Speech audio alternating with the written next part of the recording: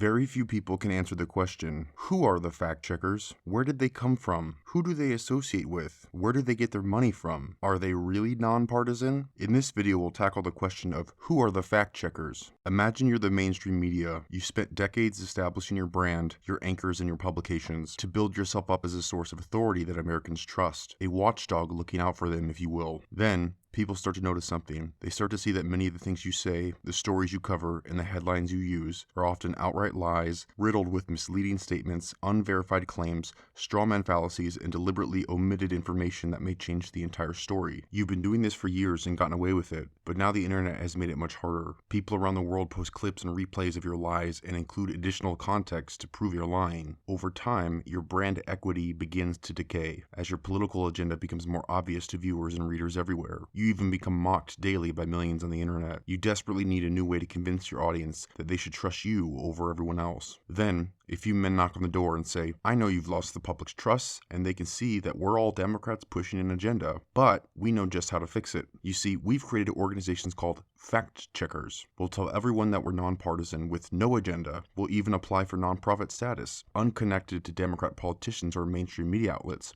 So you know we're not in it for the money or prestige. Nobody even really knows who we are, so it'll be a fresh start, a totally clean slate. We'll tell everyone we're only interested in the truth. We have no motive other than what the facts really are. In fact, we're here to counter misinformation. We even have fact checker in the name so people can understand who we are and what we do. And when you Democrats say something that people call into question because they know you have an agenda, you can cite us, the fact checkers, and we'll confirm what you're saying. As you big networks continue to cite us as your alibi, we'll gain more authority with viewers, and you'll gain more trust with viewers. And the same thing goes for Democrat politicians. It's a win-win. All you have to do is introduce us to Democrats with deep pockets for funding. We'll hire cheap journalists who someday want to work for the big networks like you. They'll provide you cover by confirming you're correct, and you can continuously cite us as an authoritative source. And then, maybe you can hire some of our journalists at your networks so they can advance their careers and make more money, as well as keep us connected to deep pocket Democrat donors who can make sure that we can keep our nonprofit status. How does that sound? In a nutshell, this is the origin of the story of fact checkers. If you want proof, let us start with maybe the most well-known fact-checking organization, PolitiFact. PolitiFact was started by the Tampa Bay Times, a quote, liberal voice on Florida's West Coast. Many of its writers made careers or jumped directly to the top of the journalistic pecking order, journalists going to places like The Hill or Washington Post. PolitiFact is owned by the Poynter Institute, who also hosted the International Fact-Checking Network. The Poynter Institute and the IFCN is openly funded by left-wing billionaire George Soros and his Open Society Foundations. Craig Newmark, the Craigslist founder, also donated $5 million to the Poynter Institute. Another major donor for Poynter is the Tides Foundation, which also happens to be one of the largest contributors to the notorious left-wing group Media Matters. Media Matters' sole existence is to shut down conservative media voices. Frequently, Media Matters is leading the torch to boycott conservative sites like Breitbart and news outlets like Fox, or Fox anchors like Tucker Carlson and Laura Ingraham. Another one of the largest donors of the Poynter Institute, the major financer or parent company of PolitiFact, is the Knight Foundation, along with the Ford Foundation. The Knight Foundation gave between $10,000 and $25,000 to the Clinton Foundation, and also donated $200,000 to the Clinton Global Initiative University meeting. The head of the Knight Foundation also sat on Clinton's Foreign Affairs Policy Board when Hillary was Secretary of State. Other members of the policy board include Clinton Presidential Campaign Chair John Podesta and Strobe Talbot, a longtime advisor of George Soros. The Knight Foundation donated $140,000 to PolitiFact to fund efforts to fact-check claims. The Knight Foundation also joined Democracy Fund, together funding an effort for Muckrock to make our democracy more informed. Democracy Fund head Tom Glazier,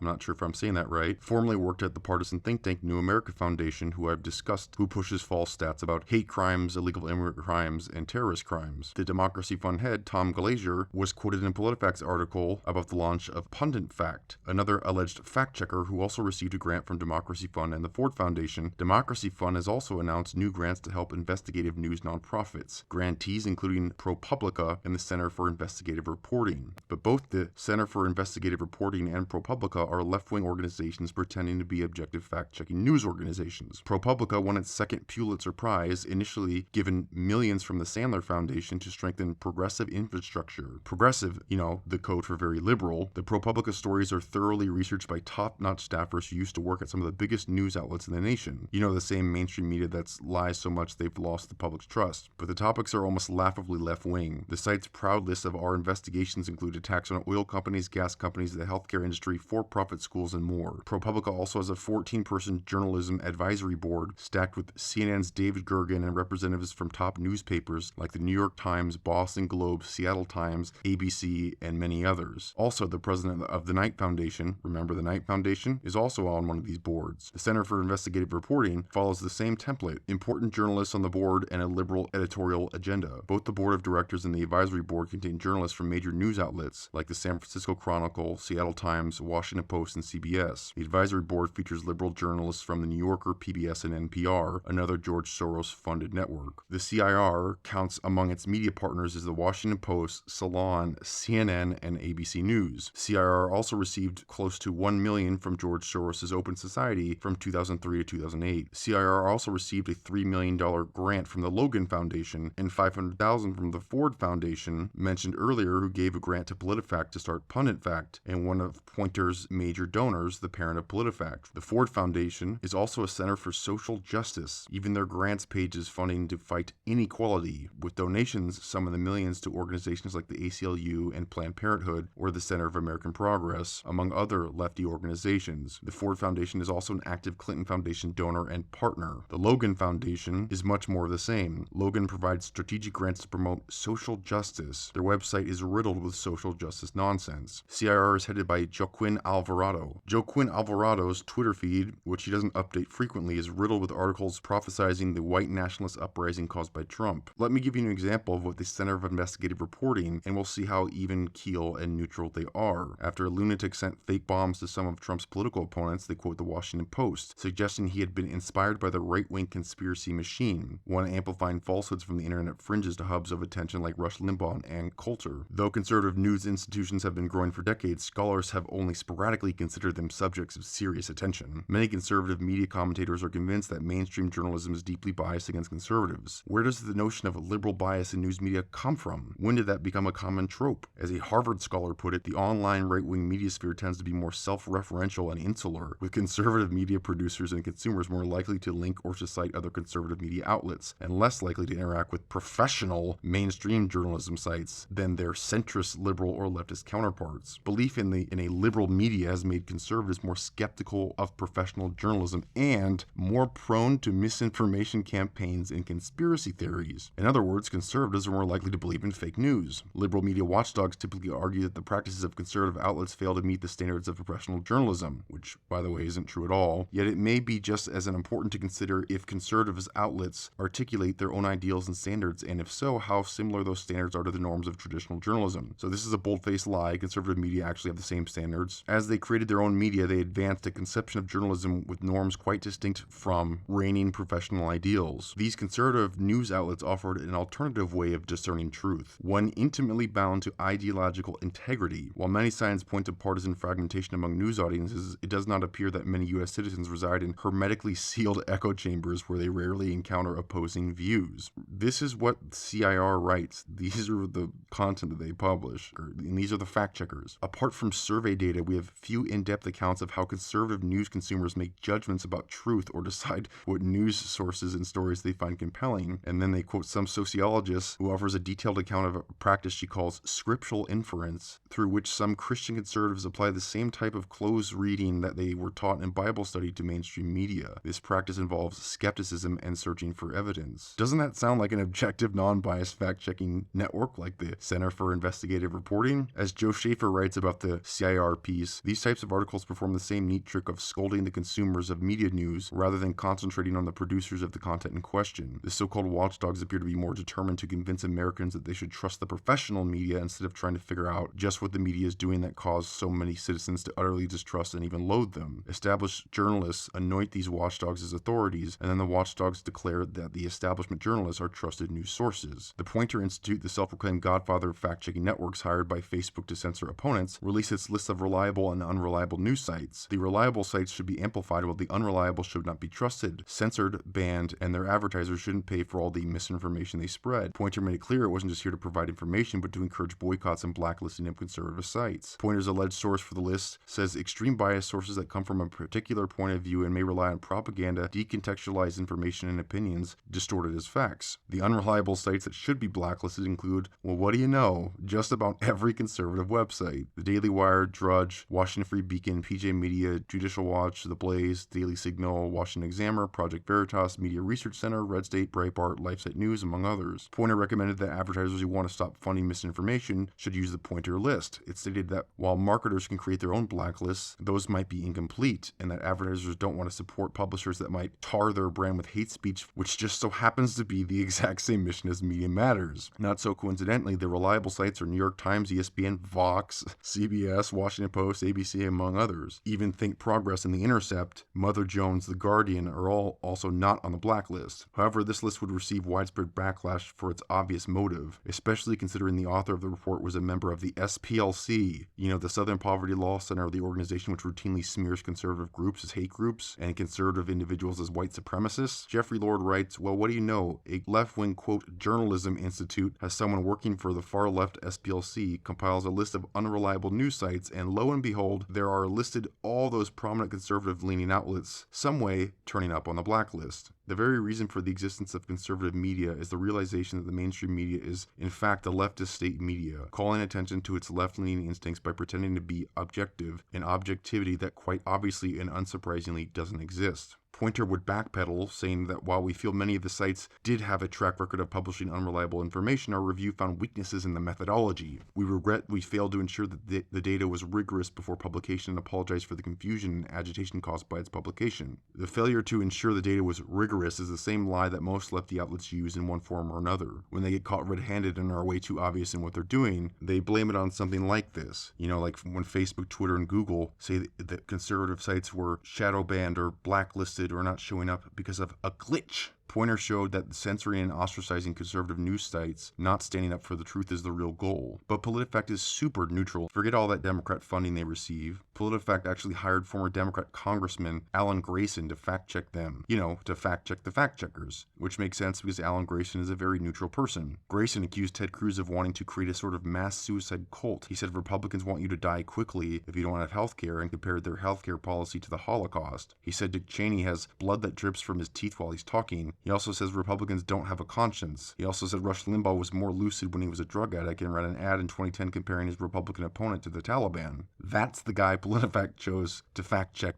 the fact-checkers. All these so-called fact-checkers are the same Democrat journals that pump fake news across the country. They are the same people, associate with the same people, are funded by the same people, and only exist to provide further cover for the lies spread across the mainstream media. They aren't here to stop misinformation, like the mainstream media guys say either. They exist to give fake information the authority that it used to carry before the joke of the mainstream media was more public knowledge. And in my next video, I'll show you proof that fact-checkers produce news just as fake as their twins in the mainstream media.